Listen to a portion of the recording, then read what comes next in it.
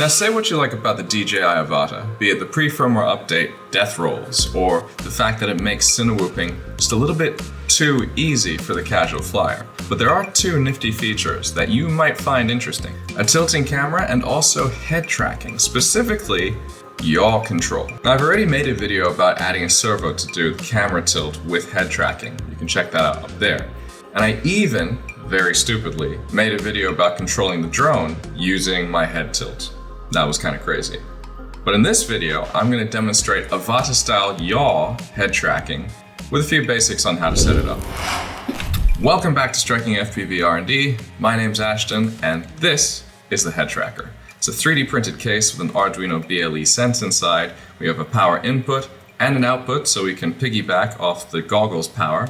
We've got a 3.5mm jack, which sends a PPM trainer signal over to my TX16S, which is running Edge TX, and sending the final signal over to the drone using Express LRS at 900 megahertz. Now that's a bit of a mouthful. Now if you want to learn how to build your own head tracker, then I point you to Painless 360's video, which is excellent. Now assuming you have a head tracker, or you're going to buy one, or you're even going to build one yourself, you're going to need to download the Headtracker GUI from headtracker.gitbook.io. In my case, you're going to need version 2.1. Now this software is the one-stop shop. Loads the firmware, configures it for you, guides you through calibration, does everything. You don't need to know how to code, you don't need to load the Arduino IDE. It's fantastic, so go download that. Now, when all is said and done, you'll notice that the axes here on the bottom, let me just pick up the goggles. If I press reset here, the axes on the bottom are actually reflecting what the goggles are doing. And this is how I originally set up the head tilt. So you see the tilt if I go up, or if I go down, and the tilt starts to move. And likewise, you have the same for pan, but here's the problem. You can see that the pan, if I move the goggles one direction, accurately tells me where I've moved it to, and then if I move it back, it goes back. But the issue is, if I move my head to the right like this, that control signal will actually cause the drone to continue rotating until I move the goggles back to center. And this is one of the reasons why in the last video I did, I got super disoriented, because you're having to go one way and then pull it back to center in order to stop the turn, which is not natural, and it's not the way the Avata does it. It's not the way you would want to do it. This means what we need to do somehow is to send the raw motion data from the IMU instead of the track point. That is, we want to see an input that moves that way and then comes back to center when the movement is done. In other words, instead of an absolute position, we want a velocity on the rotation. And the easiest way to do that, I discovered, is to go over here to the aux tab, which has a fancy little function which basically measures the actual velocity of the gyro. So in this case, aux function 1 is using the Y gyrometer, and all we need to do is send that data to the channel that we want. Now, I've normally set things up in the standard AETR configuration, which is aileron, elevator, throttle, rudder being number 4, so we're going to set this to channel 4. And then we're going to go back to general, and then you'll notice down here where I've got pan set, I'm now going to take that off channel 4. I'll keep it we'll throw it to channel 8. And this is the channels on the trainer signal. Once that's all set, we're going to click Save Settings. That will save the data to the head tracker. And now we don't know what's going on. Conveniently though, the Headtracker GUI has a channel viewer. And if we click on that, you can now see channel 4 is twitching a little bit. If I move the goggles, like so, you notice how when I turn it to the right, it pops up for a bit and then comes back to 0. And the same thing goes, so I could do that, back to 0. So this is now measuring the velocity of the rotation instead of giving an absolute point, which is exactly what we want. However, this will cause an issue if the rates in the drone are different from the rates in here. Now conveniently, if you go to the aux tab again, you look at Y gyrometer, it says plus or minus 1,000 degrees per second. Now here's the thing, in our flight controller, we also have a rate control, which is basically full stick deflection, how quickly will the PID set point change. And we can set that to 1,000 degrees per second as well, in order to make sure that this movement lines up with the drone's movement. So here we are in iNav, I've already plugged in the drone, and all I gotta do is go to PID tuning, wait for the data to load. If I go to rates in Expo, you will now see here that I've got actually very conservative rates set up for my drone because Cinewhoop, right? Now the standard rates, if I'm right, for Betaflight are like 700 up to 800 or so. So basically we can set that for the roll and pitch. I've still got to do tuning on this. So you know what, let's just 500, why not? Nice round numbers. And the final thing is this, yaw rate. So like I said before, 1000 degrees per second, because that is the same yaw rate that we have in the goggles. Now you might be afraid of this because if you have a much lower yaw rate and you set it this high, suddenly your yaw control is going to be quite twitchy. Now we can actually solve this in the mixer of the TX16S or your control of choice, so we'll do that a little bit later. The final thing to deal with is the expo. So in this case, we have roll and pitch set to 65. That's perfectly fine. Maybe I'll move it a little bit higher since I increased the rates, and that'll flatten that curve. If you're using Betaflight, you'll see that nice little curvy visualization. But in the case of yaw, again, it has to be linear. It needs to match exactly what the goggles are doing. Otherwise, you'll get that disorientation where if I move just a little bit, let's say by 100 degrees a second, the expo might result in moving the drone only 20 degrees per second. And the faster you go, the closer it'll be to the real rate. But this is not good. You want it to be 1-to-1. So if I move 20 degrees, the drone needs to move 20 degrees. If I move 50, it moves 50, etc., etc. So expo has to go. So we're going to set that to 0. But remembering it was set to 45%, so 0.45.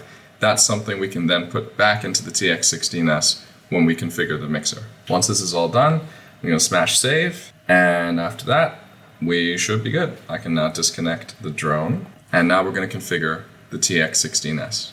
So here at my messy desk, what we're going to do, nice and center, we're going to go, you see I actually run the iNav kind of telemetry screen, which is kind of cool. Anyway, we're going to smash model.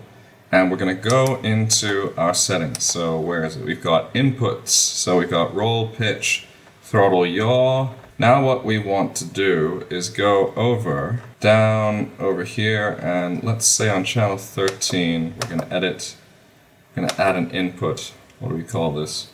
We'll call this head yaw, or HDY, head yaw. There you go. Enter. And we're going to go to our source. Our source should be T for trainer, TR for trainer, TR4. That's going to be that. Weight 100, offset 0, trim, off. Okay, good. Going to return. So now we've got head yaw set to trainer 4. Let's just go to our actual yaw. And let's see. Offset, weight. Weight is fine. No, weight is not fine. I want to reduce the weight, because I previously had it set to 150 degrees per second. And obviously now that we've got our yaw rate set so high in the flight controller, we've got to reduce that. So I'm going to reduce the weight. So 150 degrees per second is what we had it set before, and now it's 1000. So I believe that's 15%. So we're going to set this weight to 15%. And you know what? Maybe 150 degrees per second was a little bit too slow. So let's set it to effectively 200 degrees per second. Set that, okay. And like I mentioned, there was no expo before, so what we're going to do is I'm going to add expo again. You can start to see here the curve is coming back. Now the expo was set to 45%, so I'm going to set it back to 45%. Now I will grant you this does lose some resolution, so to speak, in the signal. Maybe that's a bad thing, but we're going to do it anyway. Never mind. So let's go back to here. And now this is where the fun part begins. If you go to the mixes page, I'm going to go back to basically channel 4, the yaw. And I'm going to insert after. And then we're going to select, oh no, not that. Then we're going to go to the source. And the source is going to be, where is it? Head yaw, over here. Mix name, I guess we can name that. Just call it yaw. YW and then HD. Okay, yaw head. So that's the name of the mix. And the weight is 100 because we're not messing with anything else. Offset is 0. And basically somewhere down here there's going to be, there, multiplex add. So we can either add, multiply, replace. In this case it's add. And that should be it. So now the mission is to see what happens if we actually plug in. So this is the output. So that's the output of the yaw, and you can see microseconds there. So if I move, you can see here, if I move my stick, why is it set to 2000? Is it because I don't have the trainer plugged in? Let's test that theory. Because if that is the case, then I'm going to have to do some more configuration stuff. But let's see. Let's plug the trainer in. Is that the trainer plug? I hope it is. And this is still running from USB power. That is, my goggles are still running from USB power. So that's in, and I just need to fiddle this because my connection isn't very good. So we're going to find out that my trainer plug is absolutely terrible. Oh, there we go. Hey, okay, there we go. So now we're watching. So that is true, the trainer has to be plugged in, otherwise it goes weird. In which case, I've now got to set up some other stuff to deactivate that, but I'll deal with that later, don't worry. Anyway, the point is, now I've got the milliseconds actually twitching around, which means, in theory, if I rotate the goggles, I can get it climbing really high. Look at that, so let's go. Yep, I have to make those sound effects. So by rotating the goggles left and right, I'm affecting the yaw signal by quite an amount, a lot more than the original yaw sticks are capable of doing. And so, like that, I should be ready to test. You know what, I'll just do a little quick bonus, because what I just did here, if you go into the mixes again, and I select the head yaw, which is basically the trainer input at this point, what I've done is I've gone down here and you can set a switch. So in this case, I've set SB all the way down will activate the trainer input, whereas having it anywhere else will deactivate it. So to demonstrate that, if I now go back to the actual outputs, you can see I'm still twitching, and as I rotate the goggles, it's twitching. But if I set SB to nothing, now the goggles do not affect the yaw. So this will allow me to, let's say, fly the drone, get it in the air without anything weird happening. And then when I'm ready to try the head tracking, that's when I can flip the switch. So, now I'm ready to fly. Okay, we're gonna try my luck.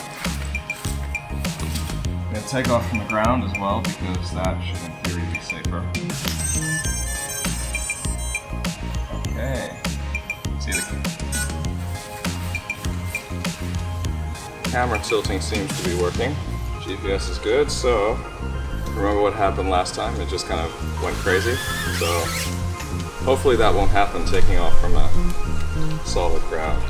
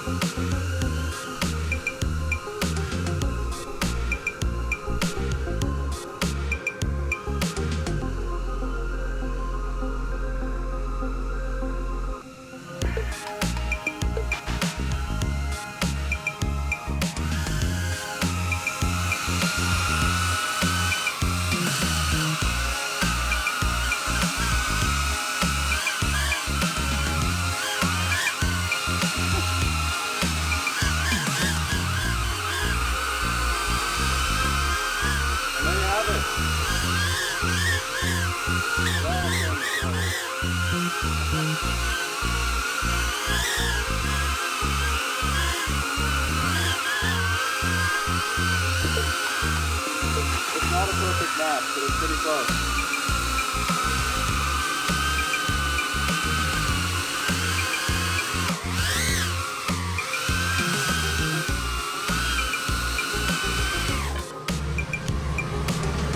Look at that, yaw control with the Headtracker. It's not perfect, but it's pretty close.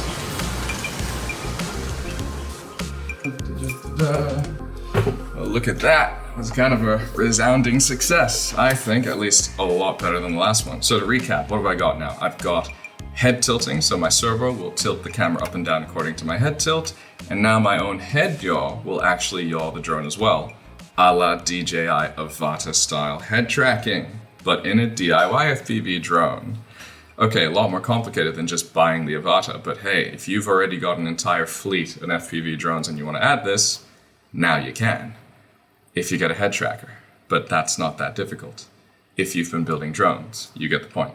Anyway, is there anything more after this? Well, I mean, in terms of head tracking, I probably am not gonna delve into this topic too much anymore. Maybe I'll do some motion control stuff in the very far future, but for now, I'm kind of done. In fact, I've got to do some testing on this brand new Hero 11 in terms of image quality analysis, daytime, but specifically nighttime, because I've got a gig coming up in January, so I'm going to be focusing on this a lot more, and I might do some videos on it too. Now, before I completely wrap up, I do have to give credit to Omri J. Sharon. Now, he's been commenting back and forth with me. We've got like 43 comments on Facebook at this point, discussing this sort of motion tracking thing. So he's actually been experimenting with a motion control glove for flying a drone. And he recently posted a video on his LinkedIn of it actually working. So the idea is you control a drone like this, the yaw is like that, and then the thrust is controlled by how much you grip. So that's kind of like super intuitive. Like the first time I tried flying with that motion control head tracker, I flew by holding the goggles and flying that way. And that was much more natural than flying with the goggles actually on my head and rotating my head around. So there's a lot of potential there, and it's a really cool project. The thing is, he's the one who suggested to me, like, oh, why don't you use the velocity of the gyro to send the signal instead of the position data? And it's like, oh, that's pretty obvious. So I went into the Headtracker GUI, I found the aux tab, and saw that it had this function inbuilt. And I'm like, oh, that's really handy. Incidentally, Josh from Medlin Drone, who's also been building camera tilting systems on his website, and you can buy that if you want, he might have been the one to actually suggest adding that feature to the Headtracker devs. So it's all this kind of like weird little full circle that enabled me to do what I did today. So thanks to both of you guys, links down in the description to them. So there you go. I got to fly around my dilapidated garden using a Headtracker system that tilts the camera and also yaws the drone. So those are the two things. And the great thing about this is that doesn't actually affect the rest of the drone's operation. So in theory, you could do this in angle mode, like I did here. You could do it in acro mode. You could do it in 3D mode, which would actually be beneficial because then you could point the camera in the correct direction while you're flying upside down. And that's the benefit. I can now look up and down to look up and down, look left and right to look left and right. Super intuitive, just like the Avata. I hope you guys enjoyed this video. If you liked it, then please click like, maybe share it with your friends. If you have any questions, there's a comment section below, so I'll try to answer any questions down there if you have any. If you dig this kind of stuff and you want to see more of it, then please click subscribe, that'll help me out. Or if you want to help me out even more, you can buy me a coffee, which is kind of like a Patreon, but more chill sort of thing. Again, links down in the description. Anyway, that's about it. Thanks again for watching, and maybe see you in the next one.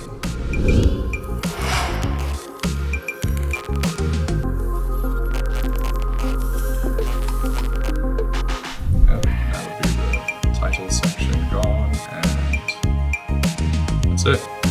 Okay.